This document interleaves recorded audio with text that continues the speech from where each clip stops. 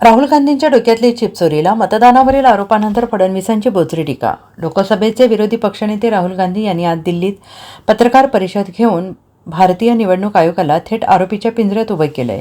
महाराष्ट्राची विधानसभा निवडणूक तसेच इतर राज्यांच्या निवडणुकीत मोठा घोळ झालेला आहे. मतदारांची संख्या वाढवण्यात आलेली आहे.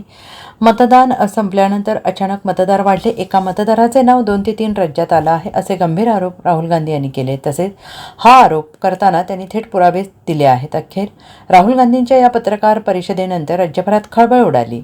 निवडणूक आयोगाच्या काम करण्याच्या पद्धतीवर प्रश्नचिन्ह उपस्थित केले आहेत. आता राहुल गांधींच्या याच आरोपांवर मुख्यमंत्री देवेंद्र फडणवीस यांनी प्रतिक्रिया दिली आहे. राहुल गांधींची हार्ड डिस्क करप्ट झालेली आहे असा टोला फडणवीसांनी लगावलाय. आणि खरं सांगायचं तर मतांची चोरी ही महाराष्ट्रातच तसेच भारतात कुठेही झालेली नाही.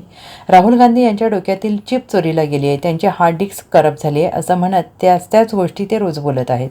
आणि म्हणून ते त्याच गोष्टी बोलत आहे ते खोटं बोलून पळून जात आहेत, अशी बोचरी टीका देवेंद्र फडणवीस यांनी केली आहे. Bureau report, SBN Marathi.